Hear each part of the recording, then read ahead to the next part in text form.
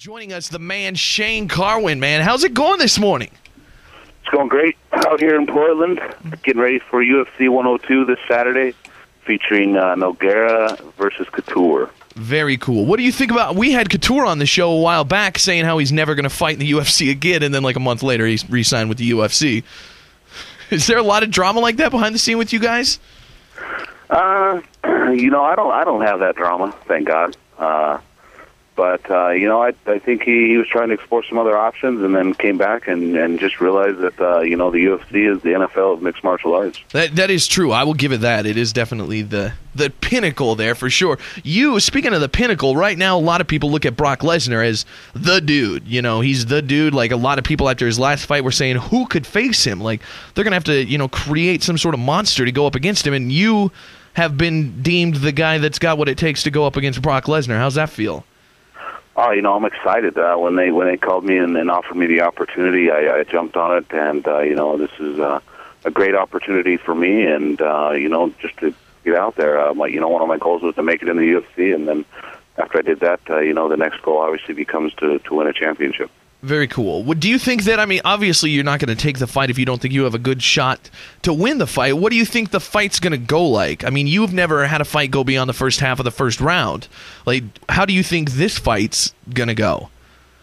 I think there's going to be some lunch boxes thrown at each other, that's for sure. Both of us I think it's going to, take place a little bit on the feet and on the ground. Mm-hmm. Both of us, I think, have that big knockout power. So that's how I think the fight's going to end, is with a knockout. Is this more scary to you than a normal fight? I'm sure there's got to be some sort of a fear in any fight when you go in there just not knowing what's going to happen. Is it scarier going in with a guy that's just he's a powerhouse. He really is. Does that frighten you more than a normal fight? Absolutely not. No. Once you get to the UFC, all these guys are talented and big, and every fight's the same, and what people need to understand is that everybody's got that shot when it comes to a fight. One small mistake and you get hit on the button, it's lights out, especially in the heavyweight division with 4-ounce gloves. Mm-hmm. What do you think about what you've had some strong words about Brock Lesnar? What is your opinion on him coming to the sport? What do you think? It's good for UFC? Do you think it's bad for UFC? What do you think about his behavior in the octagon? Oh, I thought it was when Brock, was coming to the UFC. We wrestled at the same time, and he was a great wrestler. I knew he was going to do great in the UFC, and talented, gifted athlete. And I was excited for him to come, and I think it's great that he's brought over some fans and a lot of notoriety to the UFC. Some of his, the in-cage antics that he did, the last fight, I obviously didn't approve of.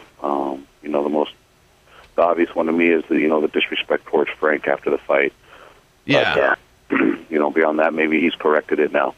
Yeah, I hope so. There, I would hate to see somebody, have to see him do that again. Do you think it affects the way people view the sport? Like you were saying, the UFC is like the NFL of mixed martial arts. Like, do you think his antics in the cage are going to make people think less of it or anything?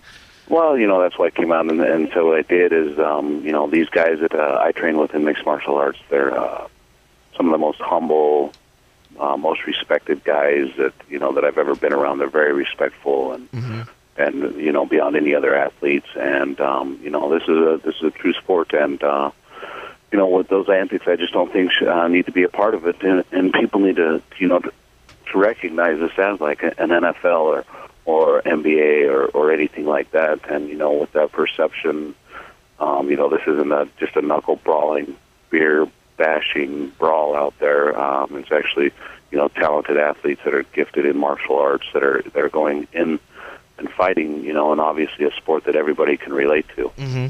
Definitely there. What happened with the 104 fight? You're fighting Brock, obviously, in 106, but there was supposed to be a 104 fight, right, to determine who was going to fight him? Yeah, there was, and, I got a text from Joe Silva and said he had a great opportunity for me, and that opportunity was to fight Brock in November. So there's no drama or anything. They just kind of took that fight away. Yeah, and okay. Basically it was because I think it's something that Brock wanted to fight in November. A lot of the heavyweights were tied up, and I think it's a fight that the fans wanted. Mm-hmm. I'm looking forward to it, man. I can't wait. But tomorrow there's the big UFC as well. Couture and Nogueira. Who do you think is going to take that one? That's going to be a great fight. I'm excited to be just to be there and be a part of it. But you got to make me pick somebody. It's hard for me to ever root against Couture. I've always been a fan of his for a long time. Yeah, that's what I said last time, and then I had to watch him lose, and it was sad. But hopefully we get to see you be one of the first guys to really give it to Brock Lesnar coming up in UFC 106. So it's been great talking to you, my man. Thanks so much, Shane Carwin, for joining us, and great luck with Brock Lesnar, and have a good time at 102 tomorrow. Thanks, guys. I appreciate it. See you, man. Have a good one.